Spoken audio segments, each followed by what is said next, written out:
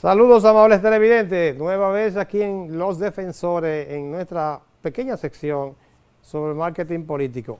Digo pequeña porque apenas son 5 minutos, 6 minutos que le damos, 4 minutos, pero es una cápsula para dar informaciones precisas sobre este tema. Hoy quiero hablar de algo que la gente le hemos explicado bastante, pero es bueno refrescarlo, que son las muestras en las encuestas, que como saben, en estos días han llegado las guerras de las encuestas y prontamente verán ustedes nuevas encuestas, las cuales son hechas por medios, supuestamente para promover los medios, pero en el fondo muchas de ellas son pagadas por partidos políticos, el gobierno, para posicionar el Estado o posicionar candidatos o posicionar un partido. Pero me voy a ir a lo que son las muestras de la población. Que la gente dice, ¿cómo es posible que estén diciendo eso si a mí no me entrevistaron? No, es que ustedes no tienen que haberlo entrevistado necesariamente, porque de 8 millones, 10 millones de personas, con 1.200 personas que usted tome, es como cuando usted le toman un puntito de sangre, que usted tiene millones de células de sangre, de hemoglobina, y de ese puntito le dice si tiene anemia, porque le hacen un análisis proporcional de la cantidad de sangre que usted tiene y le dice si tiene anemia, si tiene azúcar. Eso pasa con las encuestas, por eso es el método científico. Y por ello quisiera hacerle referencia práctica. En días pasados fuimos llamados de Estados Unidos, de Nueva York, para hacer un muestreo desde aquí, que eso se puede ya, porque antes era difícil, porque antes había que ir al sitio, necesariamente al territorio, que el método de encuesta directa, donde usted va y le pregunta a la persona cara a cara. Eso tiene sus sesgos, o sea, sus errores, pero también lo tienen la llamada telefónica. Y desde aquí se pueden hacer con llamada telefónica. Entonces hicimos un ejercicio muy bonito en el estado de Nueva York, con la Fuerza del Pueblo. Déjame ver cómo andan los números por ahí. Le pedimos a ese partido que nos suministrara la data, que son como 1.620 o 1.700, menos de 2.000 muestras, de 2.000 electores para el proceso que ellos llevan ahora. Y resulta que, sorprendentemente, estos fueron los resultados. Entre los candidatos que aspiran a la presidencia del partido allá, Ramón Santana y Carlos Félix, que son los que compiten en ese territorio, nos sorprendió ver cómo Ramón Santana, que fue el entrevistado que vimos recientemente, lleva una distancia enorme. En ese proceso apenas se habían recolectado por llamadas telefónicas directas a los votantes, apenas se habían recolectado menos de 140, pero en el método científico esa proporción te da un margen de error de un 8%. Pero la distancia que le lleva un candidato al otro no da juicio de duda de que es enorme, porque puede haber sido 8 más o 8 menos.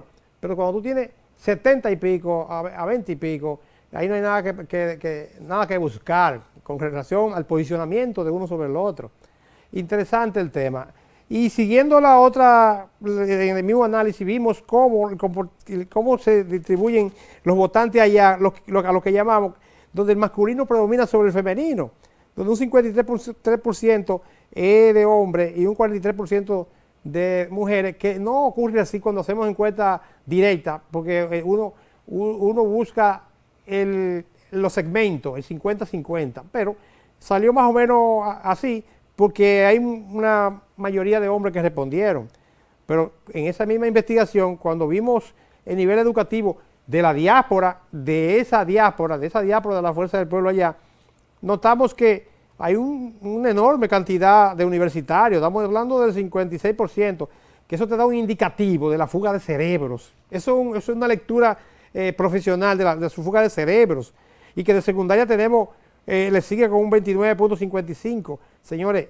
Y que la primaria, la primaria es insignificante prácticamente, un 2.7, con posgrado, señores, un 11.36.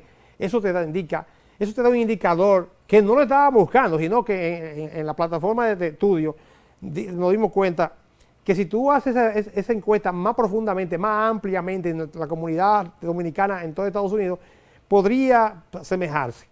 Si te vas entonces a los rangos de edades, ahí es que está la cosa preocupante en cuanto a la participación política de los ciudadanos que viven en Nueva York. ¿Cómo es posible que apenas un 6.82 de jóvenes de 18 a 35 años es que respondan? Eso quiere decir una inapetencia por la política, no les interesa, no están en esto, como dice la gente. Y cuando ustedes ven que los mayores de 65 años llegan a un 24% y de 51 años a 65 años a un 40%, ambos segmentos te suman un 64.3%. Eso es preocupante para los políticos, para los que viven allí, para los que aspiren. Y se lo diría a Carlos Félix, se lo diría a Ramón, cualquiera de los dos que gane, señores, empeñense en desarrollar estrategias de marketing para atraer a los jóvenes, porque son la mayoría. Entonces, de ahí se explica que, investigando nosotros más adelante, vimos que allí solamente votó, creo que fue un 17% de la población que está registrada en la Junta Central Electoral. Ustedes están escuchando eso que un 83% no fue a votar. Eso es terrible. Ahí no vale la pena ni siquiera hacer elecciones, porque ¿para qué? Si entre los partidos más mayoritarios se repartieron un 17%, y sabiendo nosotros lo que hizo el Estado, el gobierno de Abinader, el PRM, arrasó con todo, se llevó la mayoría.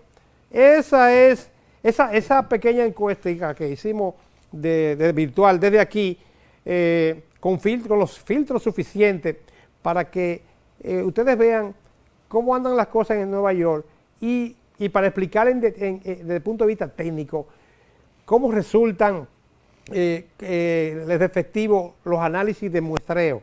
O sea, que si usted tiene 2.000 personas y les responden 200, es un 95% de efectividad. Si les respondieron 130, es un 92% de efectividad. De manera que ahí se trabaja con los márgenes y se tiene una idea para, como una preliminar, luego hacer una más profunda que puede ser cara a cara. Señores, esto ha sido todo por hoy y esperamos que la semana que viene le demos otros tips interesantes sobre la temática de marketing político.